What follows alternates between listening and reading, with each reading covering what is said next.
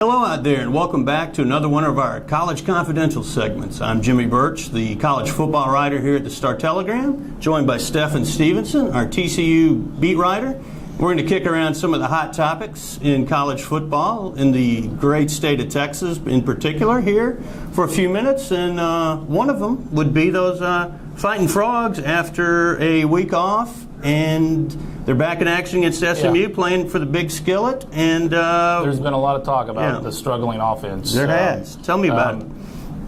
I think going forward, Gary Patterson's been really upfront about wanting to see more of a running game from two talented running backs, B.J. Catalon and Wayman James, who, for instance, against Texas Tech, each had less carries than the quarterback, Trevon Boykin. They to not only get the offense running better, but to give Trevon Boykin some more time and to take some pressure off him. I think they're going to give them a steady diet of runs against SMU this week, and I think it's a good idea. I mean, they want him eventually to get the passing game in there and give defenses something to think about. But for now, they want to get the running game established in big time. Well, that's a great idea. I mean, I know Boykin had 100 yards against Tech, but you don't want your quarterback to always be your leading rusher week in, week out. And that ground game was not sharp against Tech. It needs to be sharp. Most of his runs, I think 13 of his runs were 3 yards or less. Two of those runs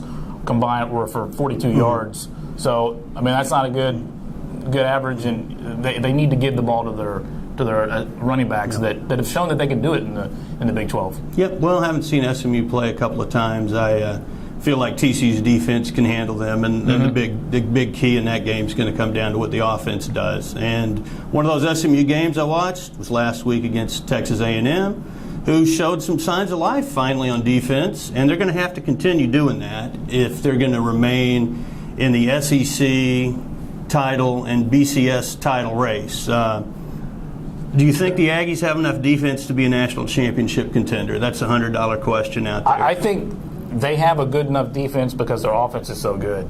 Right. I think they can win despite their defensive struggles.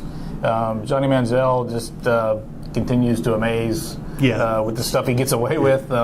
So I think if it keeps improving, that will bode well for them. But I think they might have a good enough offense to overcome it. It's very much a sliding scale with them. And the next two games for the Aggies are huge tests. Saturday at Arkansas, the Razorbacks have two different 100-yard rushers, and then their next game, October 12th at Ole Miss, another very balanced team that runs it well. The run defense will cause the Aggie season to sink or swim, and we'll find out in their next two games. I'm pretty sure about that. And in terms of sinking or swimming in the Big 12 race, you know, it hasn't been a pretty September. We got some chances here for people to make some names for themselves here. We got 4 undefeated teams. None of them in the top 10. Can any of them run the table? Oklahoma, Oklahoma State, Baylor, Tech. I think Baylor, Oklahoma State are the two that right now I would think have the best chance to do that. Everybody's already pumped up for that November 7th game, Baylor, Oklahoma at Baylor. But, man, I think I saw the stat that the Big 12 is 0-3 against top 30 teams this season. They are. And then Oklahoma has a chance to fix that, but I'm not real optimistic about the Notre Dame game from an OU perspective. Yeah, because last year Notre Dame came into Norman and handled them. That'll be interesting. That could go a long way in salvaging the Big 12 reputation if Oklahoma does go into Notre Dame. Who do you like? Okay.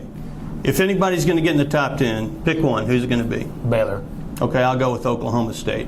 But I think the big game, when those guys get together in Stillwater, I think that's going to be the game of the year. I believe that's November 23rd. And November 23rd, will Mack Brown still be coaching those Texas Longhorns? I think he will, but will he have already? I think it's so much. Will he have another year on the table at that point? I think if they have to play Oklahoma close in the Red River rivalry game, if they get blown out again, I don't see any way he comes back. Do you? I think they may have to win that game. But he did earn a little bit of leeway with the big victory last week over Kansas State. That eliminates a little pressure.